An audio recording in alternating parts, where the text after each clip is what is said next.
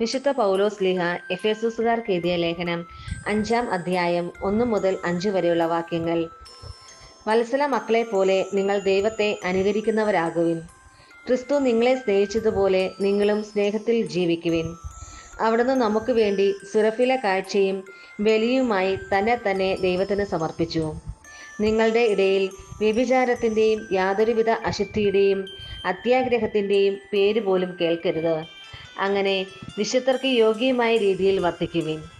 മ്ലേച്ഛതയും വ്യർത്ഥഭാഷണവും ചാബല്യവും നമുക്ക് യോജിച്ചതല്ല. പകരം കൃതജ്ഞതാ സ്തോത്രമാണ് ഉചിതം. വ്യഭിചാരിക്കും അശുദ്ധനും അത്യാഗ്രഹിക്കും വിഗ്രഹ ആരാധകനും ദൈവത്തിൻ്റെയും ക്രിസ്തുവിൻ്റെയും രാജ്യത്തിൽ അവകാശമില്ലെന്ന് നിങ്ങൾ അറിഞ്ഞുകൊള്ളുവിൻ. നമ്മുടെ കർത്താവായ മിശിഹായിക്ക് സ്തുതി. വിശുദ്ധ യോഹന്നാൻ അറിയിച്ച സുവിശേഷം 15-ാം അധ്യായം 11 മുതൽ 17 വരെയുള്ള വാക്യങ്ങൾ. ഇത് ഞാൻ നിങ്ങളോട് പറഞ്ഞത് എൻ്റെ സന്തോഷം നിങ്ങളിൽ കുടികൊള്ളാനും നിങ്ങളുടെ സന്തോഷം പൂർണ്ണമാകാനും വേണ്ടിയാണ്. ഇതാണ് എൻ്റെ കൽപ്പന. ഞാൻ നിങ്ങളെ സ്നേഹിച്ചതുപോലെ നിങ്ങളും പരസ്പരം സ്നേഹിക്കണം. സ്നേഹിതർക്ക് വേണ്ടി ജീവൻ അർപ്പിക്കുന്നതിനേക്കാൾ വലിയ സ്നേഹം ഇല്ല. ഞാൻ നിങ്ങളോട് കൽപ്പിക്കുന്നത് നിങ്ങൾ ചെയ്യുന്നെങ്കിൽ നിങ്ങൾ എൻ്റെ സ്നേഹിതരാണ്. ഇനി ഞാൻ നിങ്ങളെ ദാസന്മാർ എന്ന് വിളിക്കുകയില്ല, കാരണം യജമാനൻ ചെയ്യുന്നതെന്തെന്ന് ദാസൻ അറിയുന്നില്ല.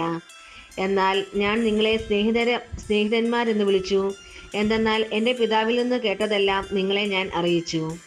നിങ്ങൾ എന്നെ തിരഞ്ഞെടുക്കുകയല്ല, ഞാൻ നിങ്ങളെ തിരഞ്ഞെടുക്കുകയാണ് ചെയ്തത്. നിങ്ങൾ പോയി ഫലം പുറപ്പെടുവിക്കുന്നതിനും നിങ്ങളുടെ ഫലം നിലനിൽക്കുന്നതിനും വേണ്ടി ഞാൻ നിങ്ങളെ നിയോഗിച്ചിരിക്കുന്നു. തന്മൂലം നിങ്ങൾ എൻ്റെ നാമത്തിൽ പിതാവിനോട് ചോദിക്കുന്നത് എന്തും അവിടുന്ന് നിങ്ങൾക്ക് നൽകും. ഞാൻ നിങ്ങളോട് കൽപ്പിക്കുന്നു, പരസ്പരം സ്നേഹിക്കുവിൻ. നമ്മുടെ കർത്താവായ മിശിഹായിക്ക് സ്തുതി.